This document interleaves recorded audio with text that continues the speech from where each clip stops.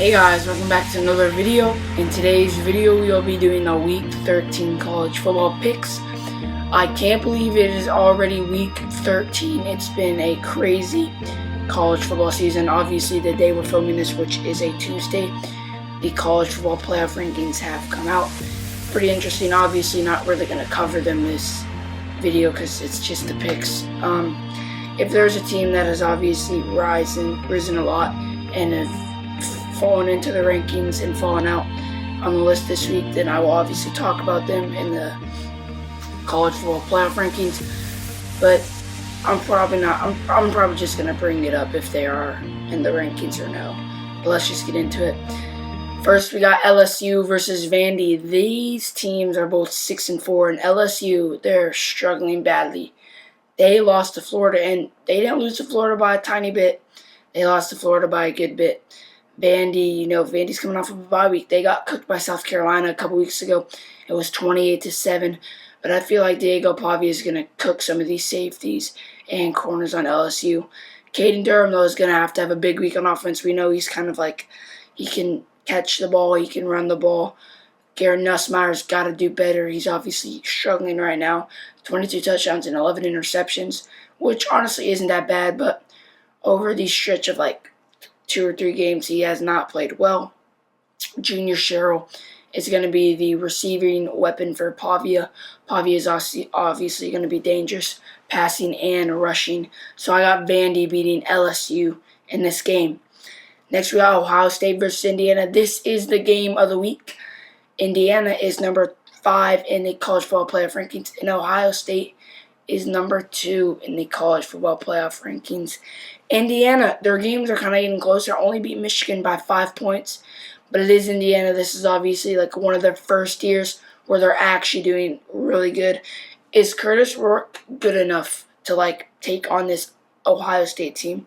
We know Ohio State, ever since they lost to Oregon, has gotten something on their mind. They are playing excellent.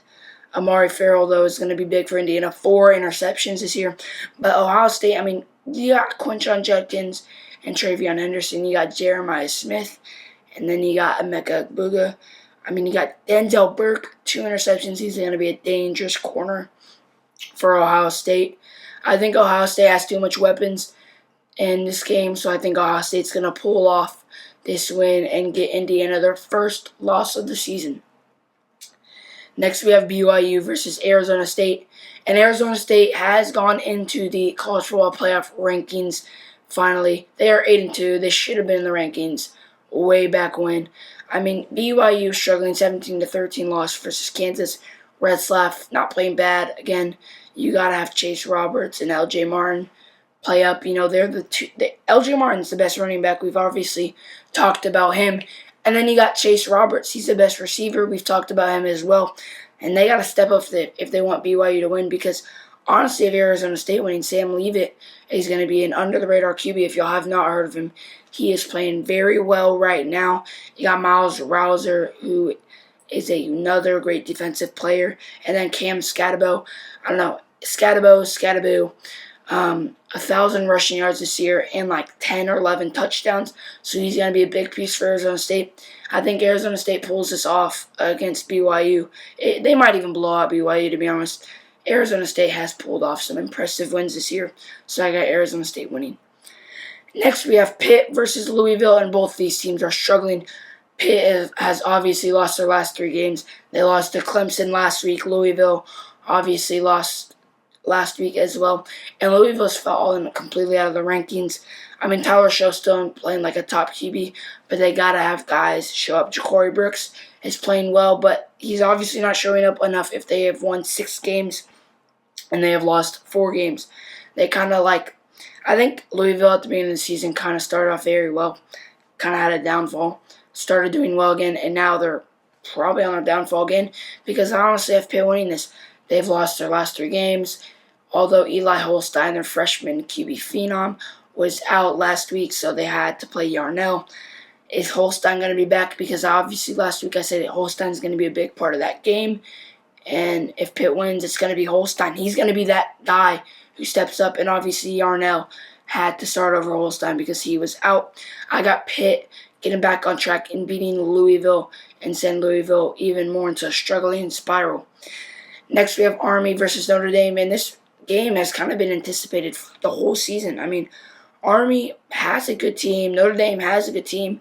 And I think one thing about them is they're both really good at running the ball.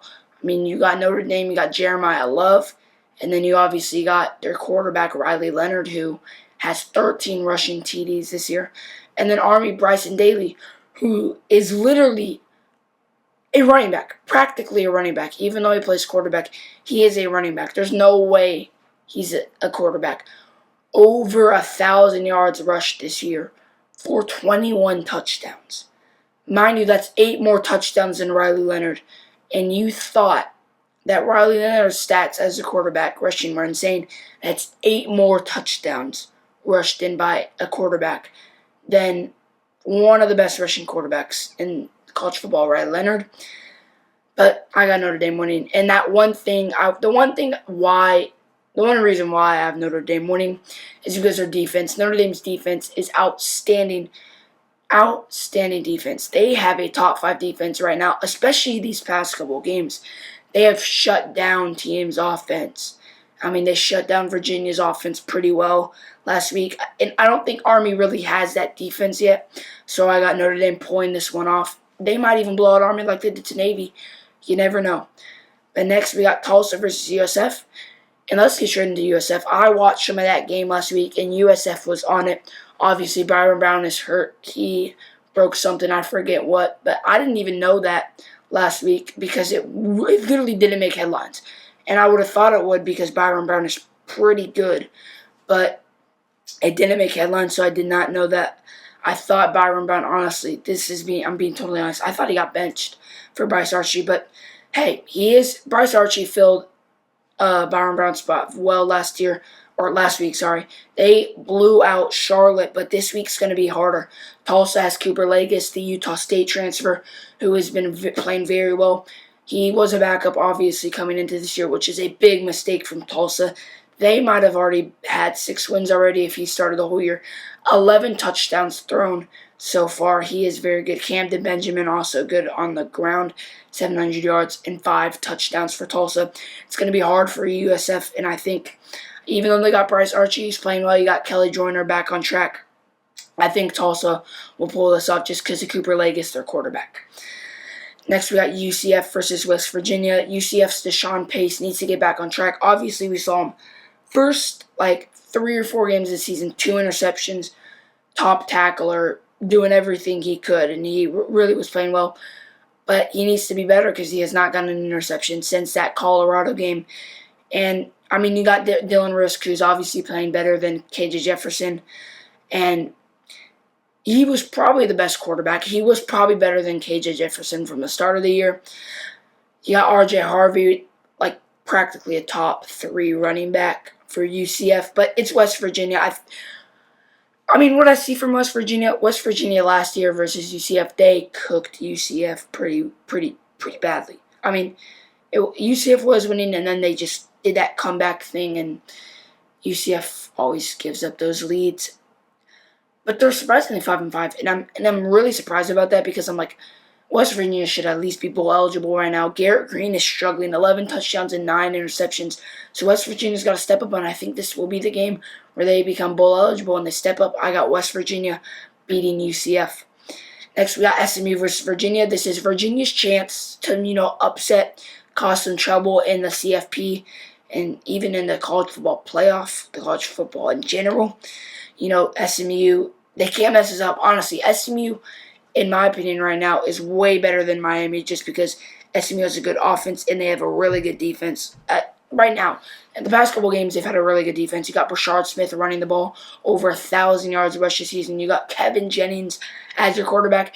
And if he gets hurt, you got Preston Stone, who is awesome as well.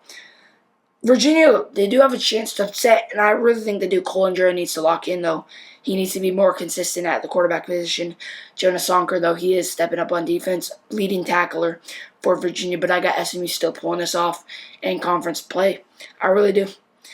And next, we got the 2 remaining Pac-12 teams. You know what? I might as well just say independent. It's Washington State and Oregon State. This game has been pretty anticipated, in my opinion, because I feel like these two were left out from being moved to conferences. So, like, these kind of built up more of a rivalry for them, too. And Washington State is coming off of a loss. They fell out of the college football playoff rankings. Mateer has got to do better for Washington State. I mean, that's just the thing. Everyone else is doing good. I mean, Mateer, you're the quarterback. You got to step up no matter what. The defense got to do better. Washington State got to do better. Anyways, they're 8-2. You're playing Oregon State, who's struggling. The guy I thought they'd start this year is the third-string quarterback. But is it going to be Giovanni McCoy or Ben Gulbranson? That's what I want to know. Now, Ben Gulbranson was starting a couple games a couple weeks back. Giovanni McCoy got benched. So, last game, actually, for Oregon State, Giovanni McCoy started. So, I don't know. And Oregon State lost to Air Force. Air Force is horrible this year by a lot. They lost by a lot to Air Force. So, I don't know who's going to be starting. It's going to be kind of a battle this week. And I'm really kind of expecting McCoy to keep his spot. But I mean, other than that, you got Skylar Thomas, 70 tackles on defense, and you got Anthony Hankerson, who is actually kind of quietly doing very well. I haven't heard of this guy until a couple weeks ago. 800-plus rushing yards and 14 TDs, which is very good, but I got Washington State keeping this and possibly, if they win this, go back into the college football playoff rankings. But that's it for this video. I'll see you guys in the next one. Goodbye.